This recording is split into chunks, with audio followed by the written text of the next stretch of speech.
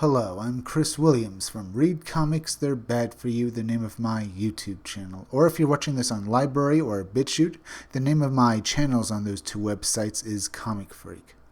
We're going to be talking about Blizzard again, and, well, with this article, NVIDIA's GeForce Now is losing all Activision Blizzard games, a bad sign for cloud gaming.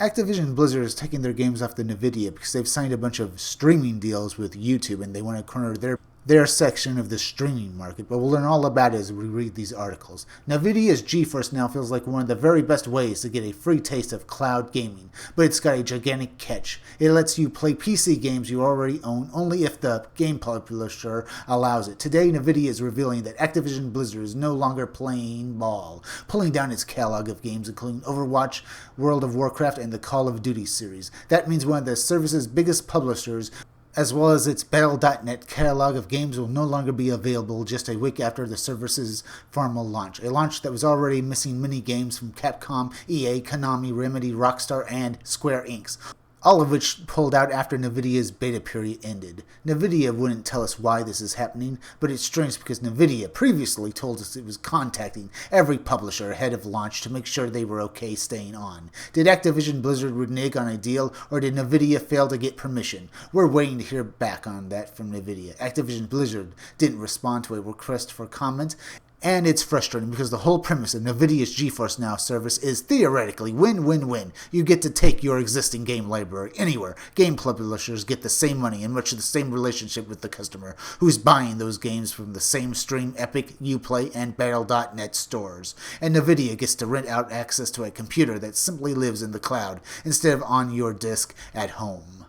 But because Blizzard now has these streaming deals in the works, they're basically taking their games off of NVIDIA because they want to be in their own position to be able to get the most money out of their games. They don't want to share it with NVIDIA. So they're basically reneging on this deal and basically taking their games back so that in the future they'll be in a better position to use those games to make more money and not have to share it with NVIDIA. In a statement, NVIDIA says it hopes to work with Activision Blizzard to bring the games back, but the company confirmed to us that things are pretty cut and dried for now. You shouldn't expect them to magically reappear after a few days or even a few weeks. NVIDIA also declined to tell us whether it would be open to sharing a slice of its subscription fees with publishers, citing this quiet period before its earnings. It's true that Blizzard at least has an EULA that specifically prevents users from playing a game on cloud gaming services, but that doesn't seem to explain this move. Activision's EULA doesn't contain anything of the sort, and again, Activision Blizzard didn't seem to have any problem with it during the GeForce Now beta. Regardless of the reasons, it's worrying for those of us who are excited by cloud gaming's potential to see a service like this hobbled because one party or the other didn't want to work out a deal. It makes me wonder if we should expect nasty carriage negotiations to play out regularly in gaming like they already do in the pay TV world, holding our favorite programs hostage until one party or the other provides a slightly bigger piece of the action. We recently saw that streaming set boxes like the Roku aren't immune to those annoyances. Now that the precedent has been set, why should games be any different? As I said, these are Blizzard Activision's opening moves to secure a larger piece of the pie because they want to make as much money as possible. But they don't care how the public is going to react to this. They're only thinking in the short term. YouTube signs an exclusive streaming deal for Activision eSports like Call of Duty and Overwatch. See, one of the things they're doing is making a streaming deal with YouTube to stream their eSports on their YouTube service. They hope to be able to corner the market because even though YouTube is losing out to Twitch, YouTube is the second biggest platform, and they hope to, with this deal to make it the premier platform for streaming. So this all has to do with eSports. See, they're pulling their games from the NVIDIA because Activision Blizzard wants to be in a better position for eSports, just like for their Call of Duty game starting to heat up for Activision Blizzard.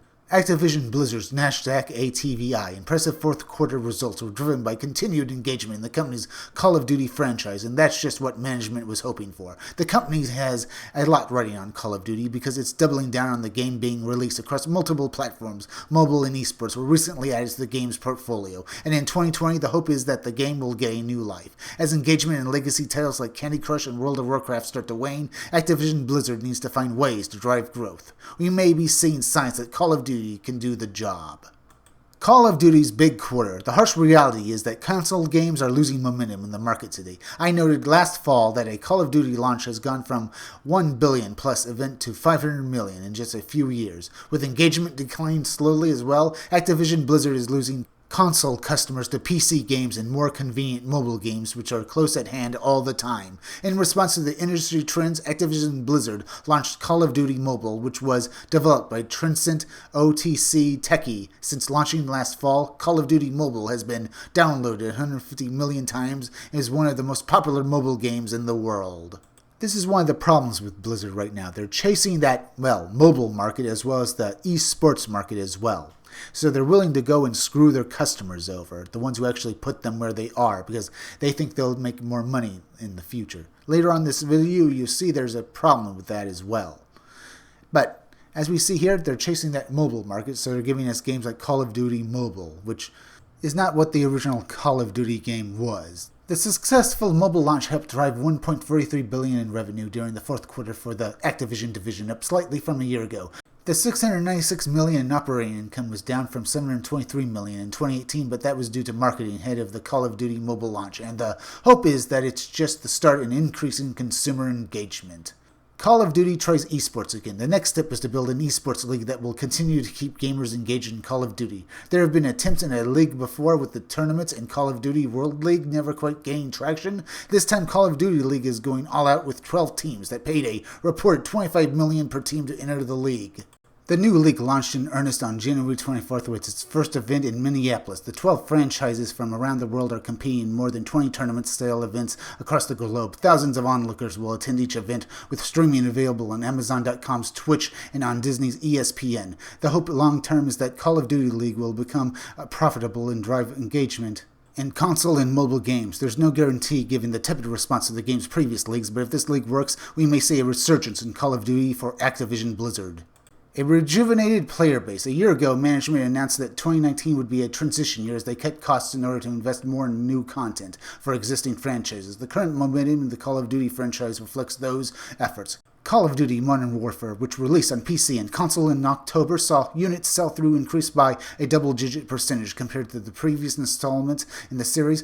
While the company doesn't report revenue for individual franchises, the Activision segment includes Call of Duty reported revenue of $1.43 billion for the quarter, a slight increase year over year. Further, the release of Call of Duty on mobile devices nearly tripled the Activision segment's monthly active users, MAUs. However, that increase didn't translate to a proportional jump in revenue for the segment because the mobile title is free to download.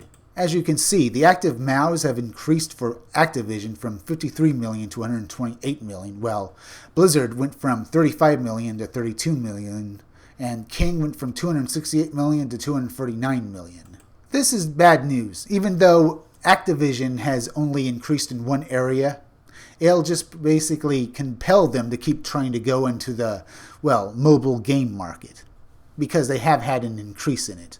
But as you can see, this kind of thinking does show that in their other divisions, they are losing customers, and this could be a very bad thing going forward. But because Blizzard and Activision are idiots, they'll probably just keep doing this because they want to make all the money and don't care if they're going to basically, scare off their own fan base. But then again, what do you expect? Blizzard for the last few years has basically been a raging dumpster fire, and it's just proven once again by this incident that they're just greedy and they'll do anything they want for money, including taking their games off Nvidia and doing everything they can to screw over their own customers, or ban their players like Blitzchung and cow down to China because they need that money so badly, because Blizzard has just proven they just don't care about anything but that.